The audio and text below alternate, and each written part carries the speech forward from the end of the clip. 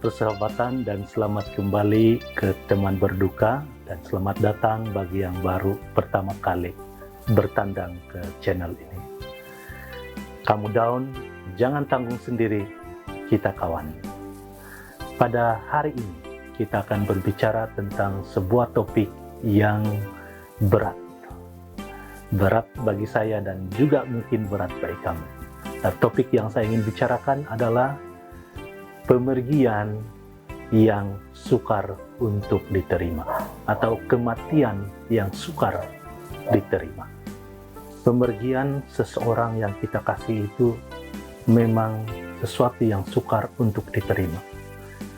Walau sebaik manapun persediaan kita untuk menerima kematian seseorang, kita pasti akan merasakan rasa kehilangan dan kesedihan apabila dia telah pergi.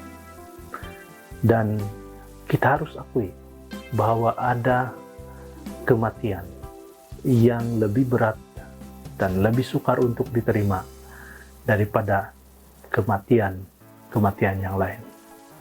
Dan pada kali ini kita akan coba menyentuh topik ini, dan saya harap kita semua boleh bertenang, tarik nafas dalam-dalam. Baiklah, pemergian seseorang yang sukar diterima itu menurut para pakar adalah pemergian seseorang secara mengejut. Dan hal ini sudah terbukti. Apa yang dikatakan dengan mengejut adalah seorang yang mungkin tidak ada tanda-tanda penyakit, dan hari ini mungkin dia sehat, oke, tapi beberapa hari kemudian kita dengar kabar bahwa dia telah pergi. Nah, kita juga kematian secara mengejut ini juga selalunya disertai ataupun disebabkan oleh kematian yang abnormal ataupun tidak normal. Mungkin kematian karena kemalangan jalan raya, mungkin dia mati karena penyakit yang mengejut. Yang paling biasa adalah stroke yang terjadi, dan juga karena bencana alam, ataupun dia menjadi mangsa jenayah, dan mungkin juga karena membunuh diri. Jadi bersama-sama dengan unsur kejutan dan kematian yang tidak normal ini menjadikan kehilangan ini, pemergian ini sangat sukar untuk kita terima. Dan mungkin kita akan memerlukan masa yang panjang untuk memujuk hati kita, untuk memproses apa yang sudah terjadi sebelum kita dapat kembali pada kehidupan yang normal. Satu lagi faktor yang begitu mempengaruhi adalah faktor kerapatan atau kedekatan kita dengan orang itu, hubungan yang akrab dengan orang yang telah pergi itu. Semakin kita rapat dengan orang itu, semakin besar rasa kehilangan itu, dan semakin sukar untuk kita menerima pemergiannya. Dan biasanya hubungan yang rapat itu adalah di kalangan ahli keluarga. Mungkin seorang suami kehilangan istri, atau istri kehilangan suami, ataupun kehilangan anak-anak, ataupun kehilangan yang terjadi karena kematian dalam adik-beradik, ataupun saudara mara yang terdekat.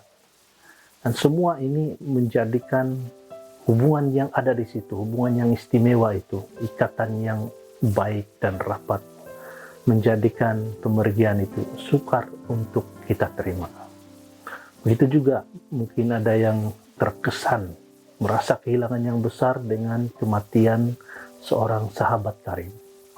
Dan mungkin juga ada orang yang mengidolakan seseorang tokoh, mungkin seorang artis atau seorang ahli sukan, seorang yang dia jadikan idolanya, dan orang itu meninggal, dia merasa sangat kehilangan. Oleh itu, faktor hubungan yang erat atau akrab ini memainkan peranan yang penting juga dalam hal ini.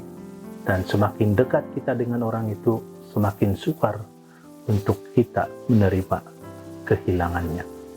Nah, apabila faktor kejutan dan juga kematian yang tidak normal dan juga hubungan yang dekat dengan orang yang telah meninggal itu bergabung dalam satu kehilangan, pastinya impak itu sangat besar dan sangat berat untuk seseorang. Tidak ada tujuan kita untuk membanding-bandingkan siapa yang mempunyai kesedihan atau rasa kehilangan, kesakitan yang lebih besar, tetapi kita perlu akui bahwa faktor-faktor yang terjadi seperti ini mempengaruhi rasa kehilangan itu atau duka yang dialami oleh seseorang. Namun saya percaya bahwa seberat-berat mata memandang, berat lagi bahu memikul. Kita boleh merasa sedih, bersimpati dengan seseorang yang kehilangan seseorang yang dikasihinya, tetapi kita tidak dapat merasakan betapa beratnya itu. Apa yang kita lihat itu mungkin sudah terasa begitu berat, tetapi apa yang dia rasakan lebih daripada yang kita dapat bayangkan. Nah, kita akan berbicara tentang sekiranya ini terjadi atau ini telah terjadi dengan seseorang atau dengan kita sendiri. Apa yang boleh kita lakukan? Apa yang harus kita lakukan? Sebab pada waktu kejadian ini terjadi atau tragedi ini berlaku kepada seseorang, pastinya hidupnya itu terkesan dengan mendalam. Hidupnya seperti dunia yang diterbalikkan, huru hara. Perasaan-perasaan seperti kemarahan, penyesalan, rasa bersalah, tidak puas hati, semua emosi-emosi yang negatif ini akan menyerang kadang-kadang secara serentak, sehingga seseorang itu boleh kehilangan kendali ke atas dirinya. Apa yang kita boleh lakukan? Jadi saya mencadangkan, sekiranya ini terjadi dengan kamu, jangan segan untuk mencari bantuan daripada orang-orang yang profesional dalam bidang ini, seperti seorang konselor yang bertauliah ataupun seorang pastor yang telah dilatih untuk membantu Anda sekurang-kurangnya menenangkan Anda pada waktu itu. Jadi jangan segan-segan untuk bertemu dengan orang yang boleh membantu. Jangan tanggung sendiri. Cari seseorang untuk membantu kamu. Seseorang itu berduka dengan caranya sendiri. Dan itu sebabnya selalu saya katakan, saya cadangkan. Maksudnya saya tidak tahu apa yang kamu alami, tetapi mungkin cadangan itu baik untuk kamu. Nah, apabila seseorang berduka, dia boleh berduka dengan dia sepatutnya berduka dengan caranya sendiri. Jangan dipaksa-paksa, jangan ditahan-tahan, dan biarlah itu terjadi secara natural, secara semula jadi. Asalkan hal itu tidak menyalahi undang-undang ataupun tidak membahayakan diri kamu dan orang lain. Nah, ada yang perlu berduka dengan cara meluahkan melalui kata-kata, sama ada secara lisan seperti sekarang ini bercerita, ada juga yang menulisnya, ada juga yang melukisnya atau menghasilkan karya-karya seni bagi mereka yang mempunyai kemahiran ataupun bakat dalam bidang ini. Mereka mengekspresikan dirinya dengan cara yang unik.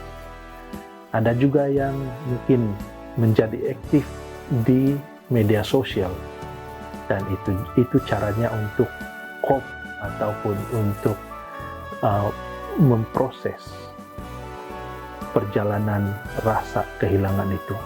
Ada yang mau bersendirian. Nah, mungkin kita semua perlu masa bersendirian pada suatu ketika. Ada juga yang mau sentiasa ditemani karena rasa kehilangan itu, rasa sunyi itu begitu mencengkam. Jadi dia mau ada orang yang menemaninya. Nah, ada juga orang yang melakukan hal-hal yang baru, contohnya mereka sambung belajar, atau mereka berpindah tempat kerja, atau berpindah ke tempat yang baru, dan melakukan hal-hal yang baru. Ini adalah antara cara yang seseorang boleh lakukan dalam proses berdukanya. Karena berduka itu adalah satu proses yang harus dilalui sebelum kita boleh move on atau boleh merasakan kesembuhan daripada rasa kehilangan itu. Yang paling penting dalam proses ini adalah kita boleh mengeluahkan dan juga menanggapi rasa bersalah, rasa marah, penyesalan, rasa kesunyian, rasa kerinduan, dan perasaan-perasaan yang mengganggu kita. Supaya itu kita boleh luahkan, boleh diproses, boleh ditanggapi atau dipikirkan dengan sebaik-baiknya, supaya ia tidak akan lagi mengganggu kita secara negatif di masa depan. Berdukalah dengan caramu sendiri.